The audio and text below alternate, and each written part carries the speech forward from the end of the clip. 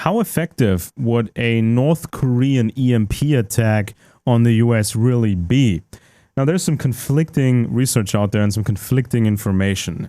We have now heard a lot about the North Korean threat and their missiles and their space program, and they might attack the US with an EMP weapon.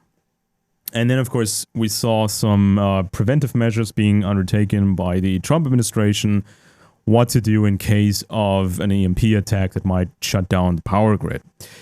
Then, of course, you have a lot of prepping resources, prepper books, prepper YouTube channels, and so forth that have been dealing with this topic for a while. You know, just the EMP attack, power grid being shut down, and what to do then, and what it would mean. The ramifications, of course, for nuclear power plants, because they need continuous electrical power from other sources to run the cooling system and that sort of thing. So it's a very, very dangerous situation overall. But what does the actual research say? Now, recently we had the nuclear non-proliferation expert Jeffrey Lewis, and he said in public that the threat of classic EMP weapons is not that high and not as high as believed. You would need more advanced, smaller weapons targeting specific places, smaller EMP weapons, more focused EMP weapons. And if you don't have that, there's not going to be that much damage. So Jeffrey Lewis said tests of such devices in the past were largely anticlimactic, failed to produce the widespread electrical disruption that's been predicted over the years. There has been, for example, a test in the US or conducted by the US in 1962 called Starfish Prime.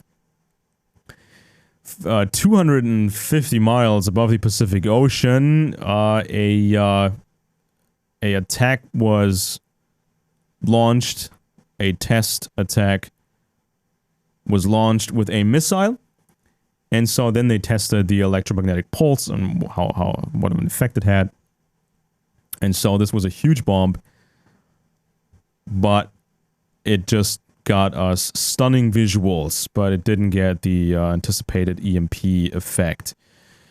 Some people claim Starfish Prime had dramatic effects, shutting off lights across millions of square miles, turning off cars, but this expert says there's no evidence to support this huge effect. And there were more tests commissioned by the US Congress. Vehicles, cars, were exposed to EMP effects in a laboratory setting. But, yeah, the Pentagon wasn't really convinced, and the Pentagon is developing artillery shells, EMP weapon artillery shells. So it's smaller, it's really focused and targeted.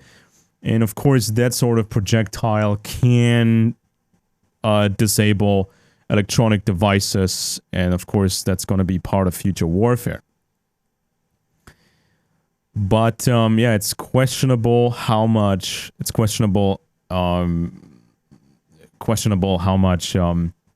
effect a standard classic EMP detonation would have. So please be aware that prepping is of course essential. You don't know what's going to happen. You don't know how many false flagging inside jobs are going to be to scare people.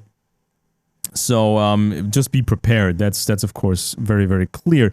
But don't just prep for a certain scenario. Don't be absolutely sure that all devices will be disabled and your car will be disabled, so you can so you don't have a car, or you have a car from the 60s or the 70s and you just shy away from all technology. Please be aware that you should have a broad strategy in prepping, meaning stuff that is low-tech, stuff that is no-tech, and stuff that is high-tech. So you gotta be present in all those categories, in all those areas. You know, just have a spare this, have a spare that, have a car that is not too modern but not too old either.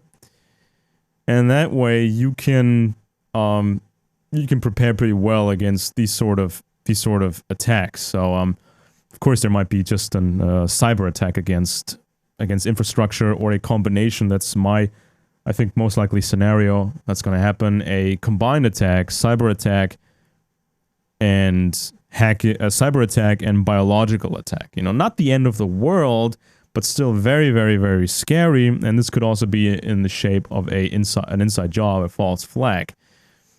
Remember, Donald Trump has picked some shady, shady guys for Homeland Security. Not just the Department of Homeland Security, but also other Homeland Security relevant positions.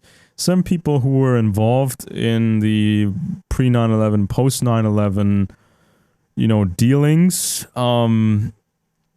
People who have rewritten the civil response or government response to large-scale terrorist attacks.